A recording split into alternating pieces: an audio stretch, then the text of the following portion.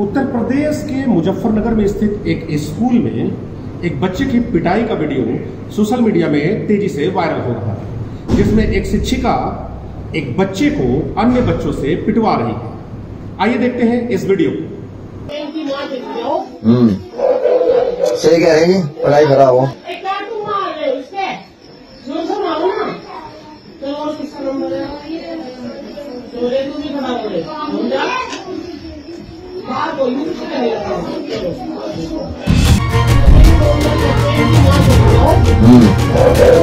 सही कह रही है।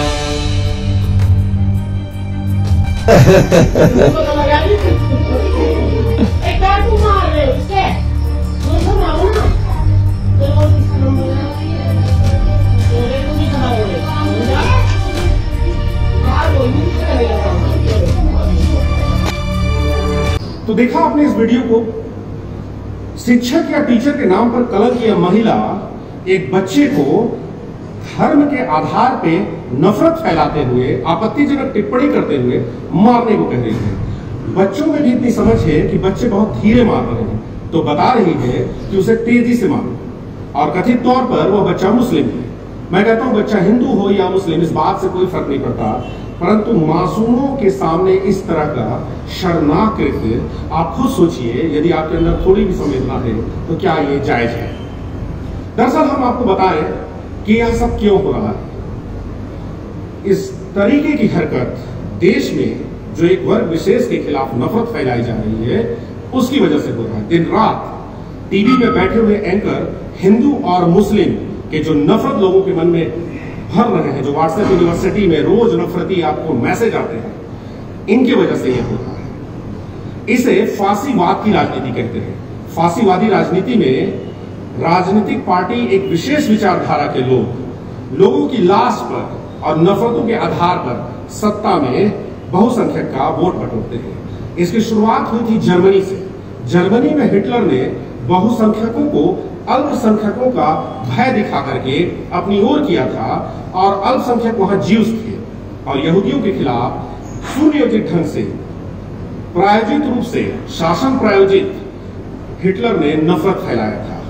उस समय भी जर्मनी में स्कूल के टीचर बच्चों को पढ़ाया करते थे कि जो ज्यूस हैं वो हमारे देश रूपी शरीर के पेट के कीड़े के समान है, जब तक इन कीड़ों को मारेंगे नहीं हमारा देश रूपी शरीर स्वच्छ नहीं रहेगा। अब नतीजा आप सभी जानते हैं कि हिटलर के इस नफरत का नतीजा होलोकॉस्ट के रूप में आया। लाखों बेगुनाह मारे गए। उसका नतीजा क्या हुआ? हिटलर की जर्मनी, आज जर्मनी ने बहुत तरक्की कर लिया है, लेकिन हिटलर का वह दाग, जर्मनी का वो होलोकॉस्ट का दाग आज तक नहीं गया। आज भी जर्मनी का एक युवा किसी दूसरे देश के युवा से हाथ मिलाने से पहले शर्मिंदगी महसूस करता है। जर्मनी के स्कूलों के बच्चों के चैप्टर में पूरा एक चैप्टर इस हिंसा के बारे में आज भी रखा गया है, ताकि इससे हम सीखें और इतिहास अपने आप को ना दोहराए। तो प्रश्न यह उठता है कि क्या हमारे देश में वही फांसीवादी राजनीति हावी हो रही है?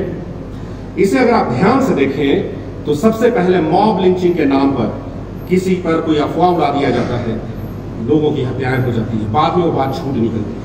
कोरोना काल में भी हमने देखा कि वर्ग विशेष को पूरी महामारी के लिए दोषी ठहराया गया। आप कोरोमंडल एक्सप्रेस का हादसा देख लीजिए, झूठ फैलाया गया कि वर्ग विशेष का एक व्यक्ति स्टेशन मास्टर था, जो कि झूठ निकला। इसके बाद हाल ही में हमने देखा कि रेलवे का एक पुलिसकर्मी 4 लोगों को एक विशेष धर्म होने के नाम पर कथित तौर पर गोली मार देता है। यह नफरत की राजनीति धीरे धीरे इस कदर हावी होती जाती है कि लोग एक समुदाय विशेष से घृणा करने लगते हैं। इसे ही फांसीवाद कहा जाता है। दरअसल इसे बुद्धिजीवी वर्ग नियो नॉर्मल की थ्योरी से समझते हैं। इसके लिए एक बहुत कॉमन उदाहरण दिया जाता है कि यदि डायरेक्ट हम कोई नफरत की राजनीति को, तुरंत हवा राजनीति को देंगे तो लोग अलर्ट हो जाएंगे। तो इसलिए नियो नॉर्मल का सिद्धांत अपनाया जाता है। इसका उदाहरण दिया जाता है कि एक चाय की केतली में पानी रखकर अगर किसी मेढक को खौलते हुए पानी में डालें तो मेढक उछलकर बाहर चल जाएगा, उसकी जान बच जाएगी। लेकिन अगर उस केतली में पानी को धीरे धीरे गर्म किया जाए तो मेढक को समझ भी नहीं आएगा, और पानी इतना ज्यादा गर्म हो जाएगा कि जब वो बाहर आना चाहेगा तो देर हो चुकी रहेगी और मेढक मर जाएगा। ऐसे ही लोग धीरे धीरे इन घटनाओं को एडॉप्ट करते जाएं, और इसमें मदद करती है गोदी मीडिया। आइए जानते हैं गोदी मीडिया क्यों मदद करती है। दरअसल देश में जो इक्के दुक्के कॉर्पोरेट हैं जो चाहते हैं कि देश के संसाधनों को, कोल माइंस है, बॉक्साइट है, इन सभी चीजों को लूटने की उन्हें खुली छूट मिले, लेकिन उनके इस लूट से जो जन आक्रोश पैदा होता है उसे सांप्रदायिक पार्टियां हिंदू मुस्लिम या धर्म के नाम पर नफरत फैला करके ढक देती हैं। इसलिए इन कॉर्पोरेट जगत की पहली पसंद इस तरह की राजनीतिक पार्टियां होती हैं, और मेन स्ट्रीम की जितनी गोदी मीडिया है ये हिंदू मुस्लिम डिबेट करते रहते हैं। देश में नफरत का माहौल बनता है जिससे एक पार्टी विशेष को लाभ पहुंचता है और सत्ता में बनी रहती है। अब मैं मुखातिब होना चाहता हूं देश के अल्पसंख्यक समुदाय से। फ्रांस में यदि चार्ली हेब्डो कोई कार्टून बना देता है तो आप सभी लोग एक साथ मौन जुलूस के रूप में इकट्ठे हो जाते हैं, परंतु दिन ब दिन आए दिन बेकसूरों की मौत होती है तो आप ऐसी रैलियां, शांतिपूर्ण जुलूस क्यों नहीं निकालते हैं, जबकि भारत के संविधान का अनुच्छेद 19(1) आपको शांतिपूर्ण रूप से आंदोलन करने का अधिकार देता है। सबसे पहले आप अपना नेता पहचानिए। ये जो कांग्रेस, भाजपा, सपा, बसपा आदि के नेता हैं वो आपके नेता नहीं हैं। मैं हमेशा कहता हूं वो वोटों के दलाल हैं। वो आपके वोट को अपने आका के पास पहुंचाकर और खुद की तिजोरियां भरते हैं, करोड़ों के बंगला बनाते हैं और खूब अय्याशी करते हैं। तो सबसे पहले आप अपना नेता बनाइए। आज जरूरत है अल्पसंख्यक समुदाय को सर सैयद अहमद खान और मौलाना अबुल कलाम आजाद जैसे नेताओं की। गंगा जमुनी हमारी तहजीब को जो जहर घोलने का इसमें जो काम कर रहे हैं उनके खिलाफ हम सभी को मिलजुल करके लड़ना है। शुक्रिया।